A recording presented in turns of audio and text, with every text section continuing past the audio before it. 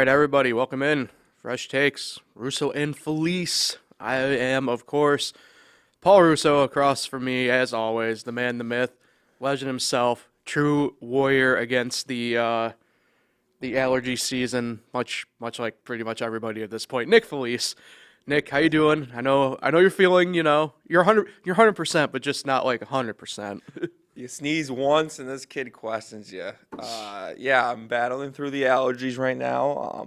It's a difficult, process, but we're battling through. The worst is the eyes. I was telling Paul before the show. I'm all right with the nose, all right with the mouth. The mouth does suck though. But when it gets to the eyes, I just can't stand it because I wear contacts and you go through a lot of pairs during the summer. Yeah, I'm lucky, I guess, in that regard. Don't need contacts or glasses right now, but yeah, you guys struggle even more with that. I do not envy Yeah, hard your to believe. position. People forget, I've been wearing glasses since third grade, and I've been wearing contacts since ninth grade. So it's been, and I've probably since ninth grade, I probably only wore glasses probably a couple handfuls of times. Not to say every time it's usually because you either like run out of fluid or something like that, or not to say Contacts, yeah. yeah, it's very rare that I've seen you with glasses since you've made the conversion over. Yeah, says I made the conversion. Yeah, yeah. So yeah, sometimes I even forget. But yeah, how are you, Paul? We're How living. how I gotta ask you, how was the announcing of was this the first ever baseball game on FL1? First high school baseball game. School. Yeah, yeah, it How was that? was pretty good. Yeah, Wayne and Minders up in Ontario Center. Appreciate obviously everybody up at Wayne, the athletic department. I know Tony, the AD, does a really fantastic job with us and helping us out. And shout out to their relatively new baseball varsity head coach up there, Scott Briggs. He was a big help game day wise up there, and I appreciate his help. And obviously the Minders staff as well. They knew that we were coming up, so appreciate their help as well for their stuff. And yeah, it was a lot of fun. Wayne won 7-2. Yep, they won 7-2. But yeah, being a baseball guy, and I love every sport really, for the most part, and I love broadcasting, but It was your favorite, wasn't it? being a baseball guy, it was a nice selfishly it was a nice funner experience, I suppose. But yeah, a lot of fun. And then I know you saw Minders, oddly enough, The day before. the day before. Yeah, so you saw the Grand Slam, apparently. Yeah, over the fence. Yeah. Is the record still 7 home runs? I Is it Eric Urquhart? who had the I record? can't remember. I would need When I to. was I would need to check back on that. He But had the record for 7 home runs in his career. I remember that. So, don't know if that record still stands, but presumably, yeah, it's pretty cool. It was a think good game. the only person there when we played that had a home run technically was Matt with that inside the Parker. Yes. If we had a fence, I think I would have had one. But yeah, I can't imagine anybody else really having Not any hits. 7 of them. Yeah. So, all right, let's jump on in, Nick. We got NBA playoffs, conference finals. We got Masked Singer in their finale tomorrow night, and then quickly as it started, even though late, we're already a quarter of the way through the MLB season. Yeah, and all of a sudden the PGA Championships this week too. I just realized that. Next year, you know where it is, right? Yes, it's back in Oak Hill. Yep. Looking forward to that. Is it every 10 years? It must be because I went there in 2013, and I see the sign right there behind you. Yeah. Oh yeah, the flag. Yeah. 2013. So maybe it's every 10 years. Jason Duffner going to defend his title. I don't think it works like that, but I guess he is the whole Oak Hill PGA defending champ. So it's true. but yeah, looking forward to that. All right. How about them Rangers? That was exciting coming back from Pittsburgh, down 3-1. So lot going on. So let's jump right on in. The NBA playoffs. Conference finals start today with the Eastern Conference. Heat and Celtics, and then Warriors and Mavs in the West. A lot of interesting storylines throughout what was the obviously conference semis, overall quarterfinals. The Heat pretty much cruised by the Sixers. Had a couple bumps in the road in a couple games, but nothing to make you really worry about. There's not too much in my mind to kind of exactly grab from that I don't know. series. Last week when it was Out, 2-2, you were a little nervous. outside of maybe if we want to really dive into the schematics of Jimmy Butler, and they picked me over. They picked Tobias Harris, but that doesn't really translate to the actual stuff on the court for the Celtics. The Celtics, on the other hand, obviously they went the distance with the Bucks. That was a fun series. Certainly, as a Heat fan, I wanted the Bucks. I think the Celtics present a spacing nightmare overall. At least with the Bucks, obviously Milton would have been out still. At that point, you could kind of Jordan rolls Giannis in a way, and just focus on, or just putting everybody to stop him and force the other guys to do their job, or just Giannis to do his thing and just guard everybody else. Yeah, I was really pulling for the Bucks to face the Heat as a Heat fan, but we'll get the Celtics, and the two best teams in the East all year face off against each other in the East. And then out West, the Warriors, they ended up handling the Grizzlies pretty easily when push came to shove. Ja went out. Obviously Ja going down pretty much cemented what was going to be with that.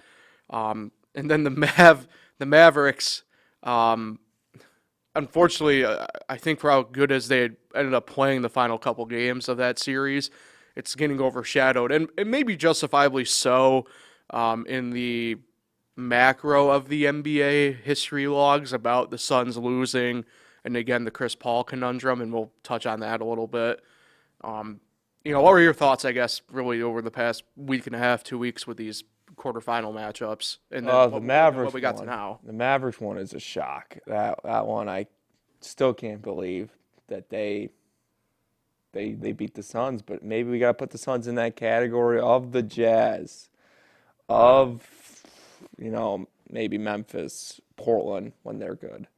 Put them in that category. They're like, they can put together a great regular season, but I don't think they're a playoff championship material team. I mean, it's not surprising that it's another playoffs and CP3, James Harden, and Russell Westbrook are not winning championships. There's no surprise there. It's another year, and they're not going to win a championship. You would throw Carmelo in there, but I'm not going to do that. Heat Celtics. When I first think of that, Paul, I think of Bai Musakita. Oh, that's right. People were wondering, who is that? Well, no, people know who that is if they know. Well, he's a Syracuse basketball great, and I think the last time, Great, yeah, he's a great. Paul, he took a picture with us. He's a great, all right? all right, fair enough. Who's better, him or C.J. Fair? When C.J. Fair took that picture with you, he did not seem as excited as Bai Musakita did. True. Inside jokes here, but I mean, not really. My Instagram is public. But anyway, the last time I think the Heat and Celtics met in the playoffs, might be the playoffs, but it's definitely the Eastern Conference Finals. Mm-hmm. Was that, what was it, Game 7? Was it a Game 7 that night? Yeah. I remember you had your Heat shirt on. We were watching The Kings of South Beach. Yeah, we were watching the Game 7. They beat the Celtics. In the den on the old TV. Yep. And we met Bai Musakita, who just happened to be in Niagara Falls that night. Yeah. Met him out, and we followed him. And I think that was the Mavericks year, too, wasn't it? Was that 2000? No, that was 2012. That was 2012. That was the shortened year where we played the Thunder. Okay. Anyway. I say we because, of course, I play for the Heat. I always say we, too. But so that was the last time those two met in a big-time game like this. So, obviously, I don't think anybody from those teams is on the team still. Yeah, maybe Haslam. Haslam is, yes, can confirm. But so. And Eric Spoelstra. I will say I will be rooting for the Heat because I hate the Celtics with a passion. You're going to root for the Heat? I am not rooting for the Celtics. You will never see me root for the Celtics as a Knicks fan. That just will never happen. So, and I think Jason Tatum sucks. He blows. but Hey, yo. the Warriors, I gotta think they're the favorites right now. Sorry to say this, Paul. Wow. Championship DNA is just. And you're saying the Heat don't have a championship I mean, DNA? they made the finals in a bubble. The third most successful team post their inaugural season in 1988. Here's what I'll say about the Heat. They got the best coach by far. Eric Spoelstra is the best out of all of them. Jason Kidd's surprising a little bit, and then Steve Kerr. He's had these great players, and then I can't remember the Celtics guy. That guy on the screen. Mate Udo. I always think it's still Brad Stevens, because it might be still, but It's not. So I'm thinking the Warriors are the favorite. Rooting for the Heat. Celtics can they suck, and the Mavericks might surprise me again. Even though I would like to see the Mavericks win, just to have Frank Ntilikina be an NBA champion, that would be like the greatest thing in my entire life. And Theo Pinson and Reggie Bullock and Tim Hardaway Jr. and Trey Burke, all champions. Nick South. Maybe KP might get a ring because he was part of the team this year. For the majority of the year, that's true. Man, and Jason Kidd. Man, they deserve it, man. Those are all great players. To win a championship like that, it would be sick, but I don't see it happening. I think the Warriors are going to win this series, and but definitely the Mavericks. I would say, Paul, to wrap this up, I would say All right. the Mavericks are the biggest shock of these four. So before I do my predictions, let's do, because I really do want to do this, because I've always thought, don't get me wrong, Chris Paul is a great player. I've never thought he was this point god people think he is. But look, I'll get on my Pat Bev type stuff right now. Like, we have another conference before conference final exit by CP3. Like, at this point, and I hate playing the ring game with people because, like, I mean, it's always easier in my mind to go the football route. I mean, look at Dan Marino, stuff like that. Like, it took Elway literally until his last 2 years to win a ring. Stuff like that. Obviously, like baseball too, like Ken Griffey Jr. never won a World Series. We all recognize him as being an all-time great. Stuff like that, right? But at the end of the day, right, I mean, Griffey still he had a run in the playoffs with the Mariners. The allergies have Sorry. moved on to a new host. Yeah. Yeah, I apologize for that. Hopefully I got it muted in time. Anyway. You're talking about Griffey. Right. I mean, Griffey had a run in the playoffs. You can kind of make a case that he might be CP3-esque in that nature, right? He only really had one run. But, I mean, you can't have the discussion of CP3 being a point god if he just has never produced or done it when it counts. I forgot who exactly said it a couple of years ago. It might have been, I don't know if it was Simmons or whoever. And this is a good point. CP3 is a safe pick at point guard when you think about it, right? He's not gonna lose you games, but this is also where it kind of push comes to shove, right? Where he's not going to probably win you games either in that sense. Look, I love bashing Westbrook, but you have to give Westbrook credit in this regard. Like, he's more than willing to take a chance. And at the end of the day, I think I'd rather have that than CP3 who doesn't take the chance. There's other stuff, too, about CP3 that I don't necessarily jive with. I never really kind of have. And, now it's kind of rubbing off. I do think it's rubbed off a little bit on a guy, say, like Devin Booker, where, you look at that game 7-2, and he was pretty non-existent. It's weird. It's almost like the Suns' window is closed before it was even really opened, in a sense. Paul's cooler. Well, right. But you have the stuff with Ayton now that's come out where they've... look, you can say what you want and say what you think about him. Like clearly to me, I think they've messed around with him and he's not happy with it, and justifiably so. And I think that was your MVP pick this year. It was. Yeah, I expected a lot of him, and he did not.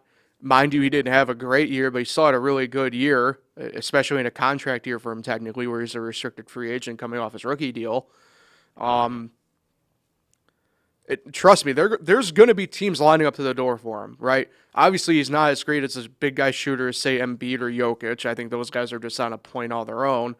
But he can step out and hit him from the free throw line area if you needed him to. He's obviously good enough down low in the post, and he's a sneakily good defender.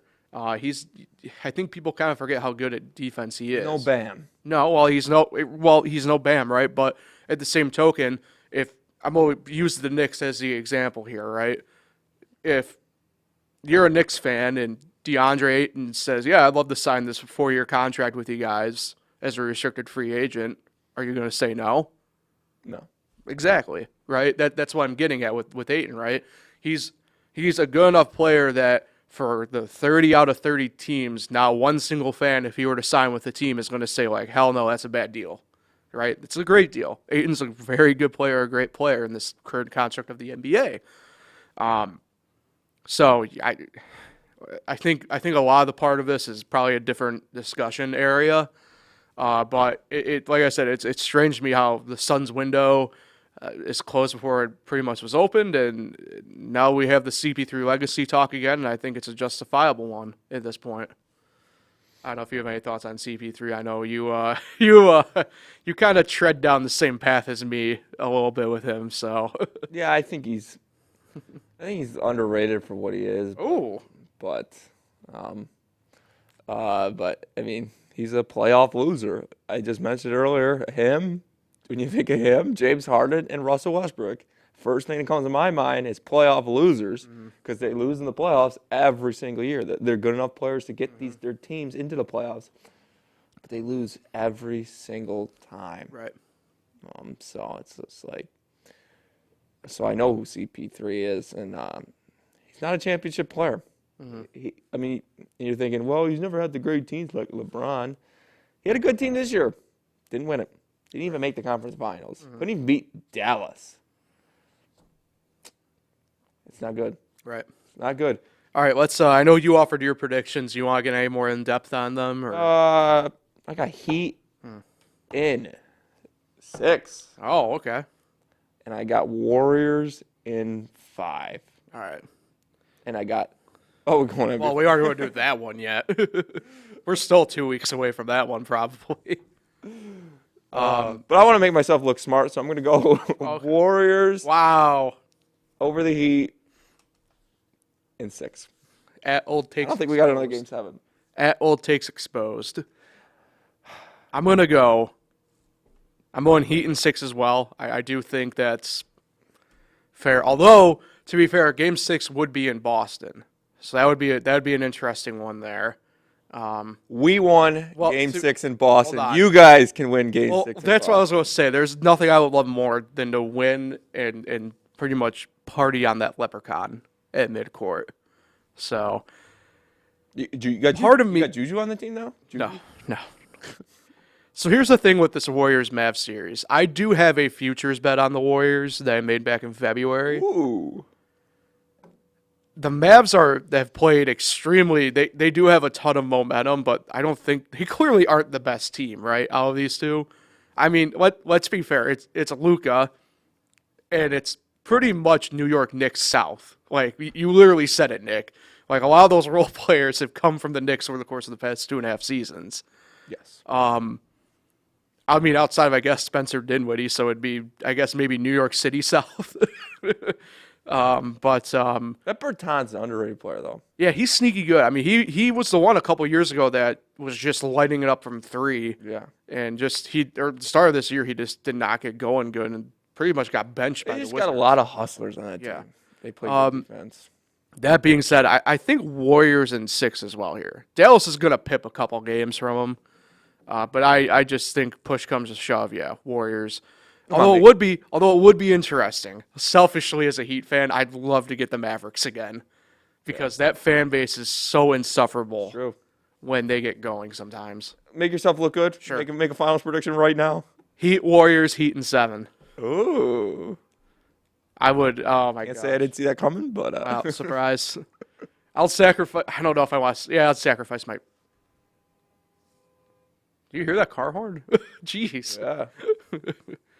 I'd sacrifice my futures bet for the fandom, I think. So, either way. All right, let's move on to another championship, if you will, the Masked Singer finale night, tomorrow night. I got excited. Oh, Go. The spoiler delay? No, I don't think so.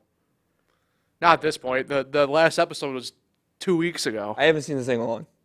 You haven't seen the second episode? Sing along episode from last I don't week. care. Neither did I. I don't. Anyway, your Masked Singer finalists, all from Group A. Team Good. Team Good. Firefly, Ringmaster, and Prince. It's been a while since we've seen Firefly, and it's been a decently long time since we've seen Ringmaster. Prince was part of the last group that went in Group C. What I want to start here with the thoughts on the season portion of it, because this was I talked at the start about how they needed to switch things up, and they kind of did. They went different routes, I guess, for like the personalities and stuff like that, right? I know, like for instance, Duff Goldman. I think he's one of or the second cook / baker that they've had on the show, right? I mean, Joe Buck is about as big a name as you can get in the sports world, and they had him on. But normally they're used to having the athletes or ex-athletes on. Here's the one thing I didn't want to ask you. Didn't they have Penn and Teller on before? Or at least Penn? I think they've guessed him. Okay. I don't think they've been on. Either way. And then obviously you have the newsworthy ones of obviously Rudy Giuliani and Kirstie Alley, and people are of course saying Fox. Well, yeah, of course, but and then obviously the last episode of actual season, right? You had two about as two big of music names that they have had on the show so far with In Vogue and Shaggy. So I don't know what to make, I guess. Did you see the Shaggy one coming? I mean, I figured it had to be him or one other musician of that, reggae style Bahamian background. I kind of chuckled at the Sean Paul one. Sean Paul, when he sings, doesn't sound the way that the Space Rabbit did. Yeah. But yeah, I figured it had to be someone very. And In Vogue, I wouldn't say I saw from a far away. Admittedly, I'm awful with guessing. I think I've gotten one right in the now 7 seasons. So that's not true. Although I do think I do have the Ringmaster on lockdown. I will say that. The other two, I have no idea. Before we get into it, yeah, I know. I guess for me, to wrap up my thoughts on the season. Thoughts, but okay. I want to say, sure. I hate this format this season. Okay. Yeah, well, I wasn't a fan of it. I don't like that we haven't seen who's the first group winner. Firefly. I want to say Butterfly, but yeah, but we haven't seen Firefly in 2 months. Yeah, it's been 2 months since we've seen her, and I like the idea of, because this is it, right? This is the last episode. Yep. And I like the idea where the winner sings about 6, 7 songs. At the end of the day, it's going to be what, 4 or 5 at the most, depending on how many. Pretty much, yeah. And it's I think you need to earn yourself a little bit better here to win it, but might be because of scheduling. But, I just didn't like the format. The fact that there's 3 group team goods in the championship, kind of strange. But that was my thing with it, because I'm with you. I figure if you're going to do... At least it shows that the voting's not rigged. Right. I was going to say that if you're going to do the group thing, though, you should have one representing good, one representing bad, one representing cuddly in this case. Yeah, they should have been going at each other, not right. being teammates. Yeah, I didn't understand the whole teammate thing. I don't know. But, yeah, I just didn't care for the format, mostly because they didn't sing that much this year. Right. One, we haven't seen Firefly in 2 months, like you said. But she's only sang 3 times this year, and she's in the championship just like that. Technically 4, because she was the only one of the finalists at risk at any point. Oh, true. You're right. So, yeah, didn't care for the format, but end of the day, it's finale night, and hopefully we get a big name here coming out at the end here.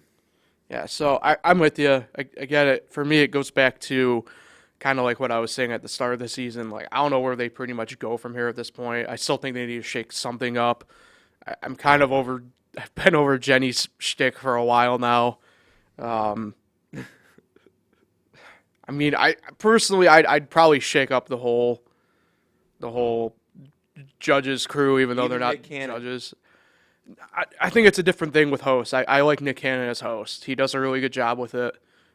If they were to keep him, I'd be fine with that. Um, in that, I guess in that regard too, I'm perfectly fine if they were to keep Nicole and Robin too. I think. Um, yeah, Cutting off. Ken's a tough one You're cutting because off Ken. Ken's a tough one because I think now he's laying into that dummy role. It's a lot like this one's going to be very niche, but it's a lot like what the NASCAR on Fox did with Michael Waltrip and Darrell Waltrip, more or less turning them into caricatures of themselves, and now they're just in the sufferable, and I can't stand them. Well, I'll tell you right now. But Anybody's fair game, but yeah. Ken's not going anywhere. right. So I don't know. I don't know where they go from here. Let's kind of dump in here to who we think's who. Like I said, the only one I have a beat on with this group is Ringmaster. And this, I'm telling you, I think my guess is probably going to be wrong, but every clue for me points to Hayden Panettiere, to be completely honest with you. Got a TikTok person? She's an actress. She was in Nashville. Also, remember the Titans way back in the day? Yeah. Yep. She was a little girl. Yes. So, that's who I think it is. The Firefly, I've never had a good beat on all year. Prince, I've never had a good beat on either. It's Enrique Iglesias. You really think Prince is Enrique? Yes, I do. Not huge with the whole clues and stuff, so I can't really put them all together there, but I think I go off the voice, and I think that is Enrique Iglesias, Paul. Why not Ricky Martin? I hear Enrique with the voice, so I'm going with him, and that is my final guess, and it's my first impression guess. So Wow. yeah, big time. But who? If you said who you think the ringmaster is? Hayden Panettiere. Yeah, that's right. I have no idea. I hope it's someone big though. I can't even think of someone who to guess. I'm hoping someone big. Do you think people are thinking country though? You thinking country? Getting any country vibes? From, The ringmaster. yeah, that's why I said Hayden Panettiere. Because she started in Nashville as a show about a country musician, and she does. I don't know who this girl. I think she does have some country. You talk. I'll do some searching. You keep saying the name, but I just don't know who that is. So, I'll go Kelsey Ballerini is my guess for the ringmaster, and I think it's definitely a country singer, and I think she's the favorite to win as well. I think it's gonna be her and the Frog, Prince, in the finals. Firefly, I don't even know why she's even there. Personally, I didn't think she was the best out of Group A. I thought, whatchamacallit? Is it whatchamacallit? Whatever the Eagles lineman guy was, the costume there. Oh, Mulatto. Yeah, whatever his costume was. It was like, it's not whatchamacallit, is it? He was a thingamabob. Thingamabob. I personally thought he should have won Group A. And then Firefly had the whole thing where she was kind of like upset that she was in the bottom two that second episode. Right. So we'll see where emotions lie in this finale. But yeah, Hayden Panettiere, you say? She's Yeah. the little girl from Remember the Titans. Mm-hmm. Are you a fan of this Nashville show? Of the what? This Nashville show? No. I just remember on ABC. Okay. Mm-hmm. So what's the clues for her? There was a couple Nashville Joe clues. I don't know. I also just think the ringmaster is kind of a clue because, like, and remember the Titans? She was kind of like the ringmaster of like some of the shit behind the scenes and stuff like that. So I feel you on that one. yeah.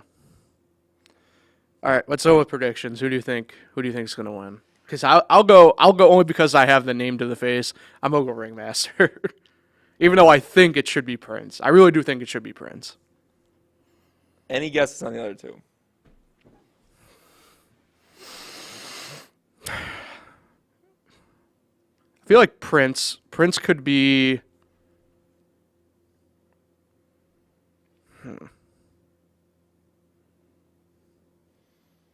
All right, I don't have. Prince be Pitbull? I want it to be Pitbull now. I'm gonna go Prince with Pitbull. I have no guess on the Firefly. I have Neither do I. I got nothing there. So I said Enrique Iglesias for the Prince, and I'm gonna go Kelsey Ballerini for the Ringmaster. Ringmaster over Prince in the finals, in the final two, and I'm going Firefly last in third place. Fair enough. I'm with it. I think It is on Fox Yes. tomorrow. Channel 6 here, Channel 7 in Geneva. It's on at 8 o'clock tomorrow night, so check it out. All right. Let's wrap up with a little bit of baseball talk. MLB. There we go. We're already a quarter of the way through the season. Pretty incredible. And a lot of stuff happening here over the course of the past week, including. Quarter way through? Yep. We're 40-plus games through. Wow. So, let's we'll start here because I just chuckle at the thought of it, and I know you were laughing at the thought of it too. I was enjoying the thought. That's why I was getting at here. But your Pirates, Nick, got no hit but won the game on Sunday. Well, now I'm hearing they're not calling it a no-hitter. It's called I forget what somebody called it jokingly, but yeah. First time in 14 years that it happened. I think it's like the 16th time overall in the history of the MLB, which dates back 6. 6. No, it's 8. I thought 16th. I heard 6. Oh, well, maybe I don't know. Either way, Well, hey, Reale, figure it out. stat boy. Yeah. What are your thoughts as a team of the as a fan of the Pirates? Because this was a team that I thought was going to be doing a little bit better than they have been, even though they are kind of trending still the right direction. But nonetheless, they got no hit and won. I was rooting for it. I was watching the game the other day on Sunday, about in the 8th. Saw they had the bases loaded, still didn't have a hit. I was rooting for it. I wanted a sac fly, got the fielder's choice, got out of the inning, won the game in the 9th. I thought it would have been cool to be part of history, and it's just only fitting that would be a Reds-Pirates game that would happen. But, yeah, I was rooting for it. Not happy the way they hit that day. Not happy the way they hit yesterday. They didn't get a hit till the 5th inning yesterday. So, right now, not going well for the hitting for the Pirates. But pretty cool to win a game with a no-hitter. You keep saying to yourself you're going to see something new every single day you watch baseball, and it's true. You see something different every day. Like what we see the other day, Anthony Rendon hit a home run left-handed. Right. And then there was a no-hitter in that game. Mm-hmm. I mean, that's what's great about baseball. You see something different almost every day. Mm-hmm. Tonight, who knows what you're going to see? Maybe 2 grand slams in the same inning? Who knows? So that's what I enjoy about it, and that was pretty cool to be part of that. Because you won the game. I mean, it takes away, sure you didn't hit well that day. You got no hit through 8 innings. But we won the game. So that's all that matters. That's where it comes to saying a win is a win. And that's so true because a win makes everyone happy. Sure. Yeah, you mentioned that no-hitter by Reed Detmers was kind of cool. Obviously, you mentioned, right? Rendon hitting left-handed, hitting a home run off of Brett Phillips, who was a position player pitching at that point for the Rays. When I first heard it, I was like, left-handed? And then I heard Brett Phillips was pitching. I was like, okay, that makes sense. Yeah. Brett Phillips is like the jokester of the entire league. Yeah. So I get any other person probably would have been like, what are you doing? Mm-hmm. But Brett Phillips probably all cool about it. But he didn't expect to give up the home run. No. The New York teams are the best teams in baseball, which I don't know if everybody exactly had earmarked at the start of the year. They probably figured one or the other, but Your new podcast, man. yeah, you lit a fire under both of yeah, them. we have willed them to existence. But yeah, I know you as a former Met fan way back in the day. I liked Mike Piazza. What a strange player to like. What do you mean? He was the star. But yeah, back acne's so cool. But yeah, I mean, it's funny because both these teams have now had kind of ups and downs of different variety. The Mets are now a little bit banged up, but they'll get that figured out. I'll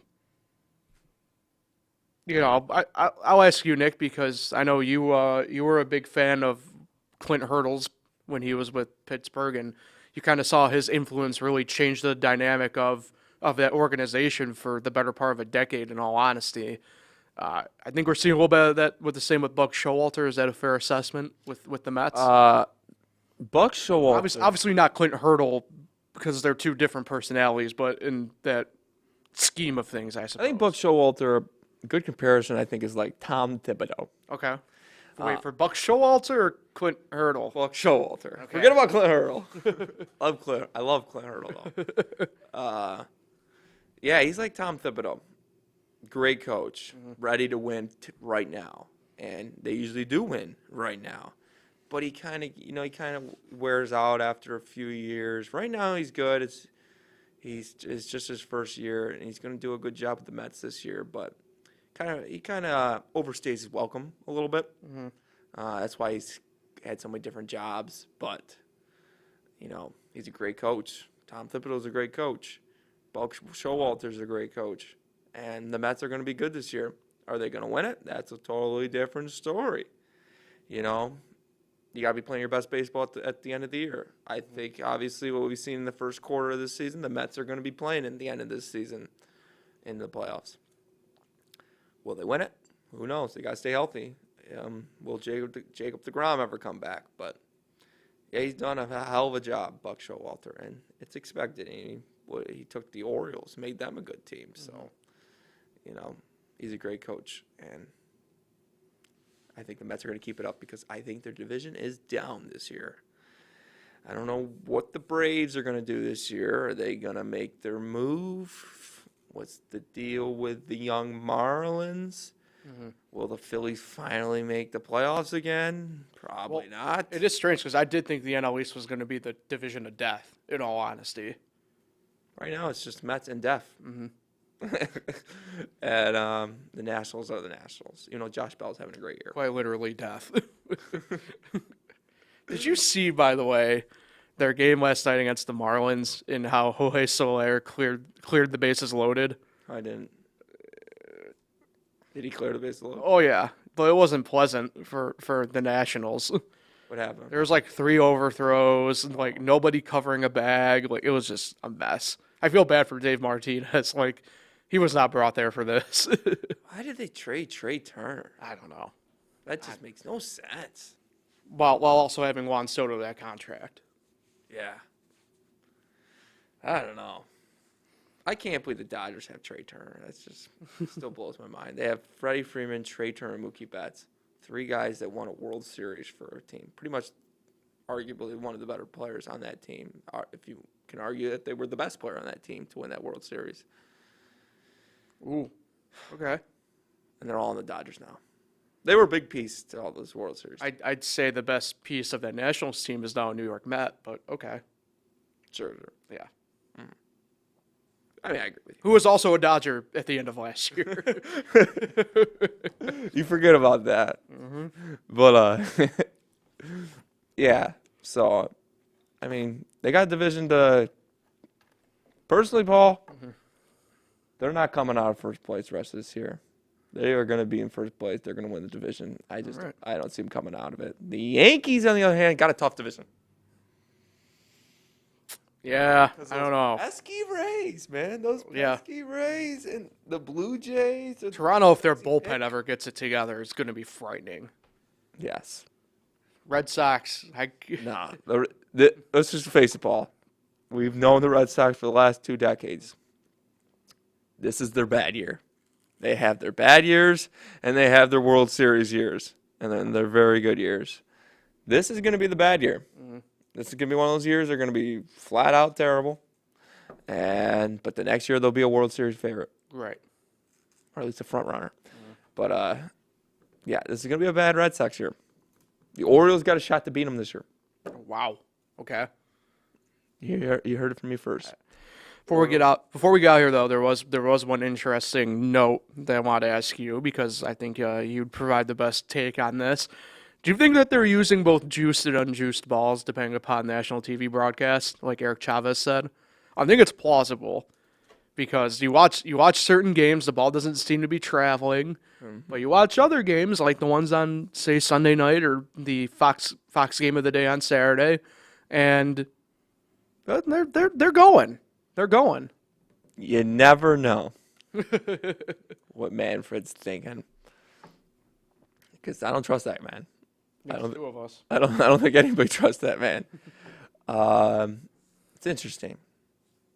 That's an interesting take. I hope not, but you never know. They have been trying so hard since this lockout, trying to get good ratings, and when they're on the big screen, when more people might watch, they're trying to build a little bit more interest in the sport. So I wouldn't be surprised, but how can you prove it? True.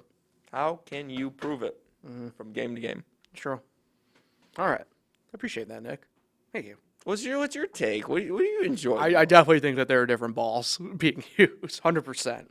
What's your take on this whole first quarter? It's been a good start to the year. I think it's needed for baseball after the way the lockout was. How many minor league games you been to? I've been to 2. 2? Yeah. Both Rochester? Yeah, both Rochester. Ooh. Mm-hmm. The hottest team in baseball, period, the Rochester Red Wings. Really? Winners of 9 straight. Not bad. Not bad for the boys up in the Rock. You got to get to a Syracuse game and get your dome dog. What? They don't do dome dogs there. All right, that wraps up the show for today. Appreciate everybody for tuning in. Nick, who are you shouting out today? Yeah, I probably should shout him out last week, but I'm shouting out my college roommate, Tyler Albel. It was his stag party on Saturday, last Saturday. And so that's where you were. Yep. And it was in Rochester at Brooksley Country Club in Gates. Pretty cool. I won myself a putter. Pretty nice putter. Nice. And what type, if you don't mind me asking? I forget. Okay, fair enough. I'm sure I'll see it. I'm sure I'll see it at some point this summer. Yeah, I'll show you. It's a pretty nice putter. It was $20 a ticket. You get 10 tickets for $20, and I won 4 things. Nice. With 10 tickets. I ended up giving a couple away. There was a couple guys at the table. Felt bad for them, so I gave away a couple of my prizes. What else did you win, if you don't mind me asking? So first I won this spice alcohol drink. Oh. But it comes with a tiki mug. So okay. Pretty cool. And then I won the putter. And I was like, okay, that one you can't give away.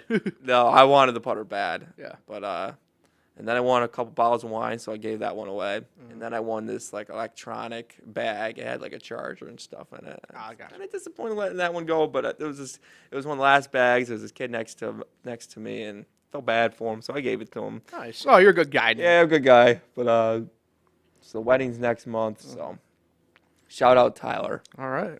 Awesome. Congrats, Tyler. I don't know who you are, but congratulations. I offer them to you. Yeah, Pat knows. Pat okay. Came to college one time, met him. All right. If you haven't already, like, share, subscribe, all the fun stuff. Watch us live here or anytime on YouTube, on all major other platforms to listen. See everybody next week for Fresh Takes.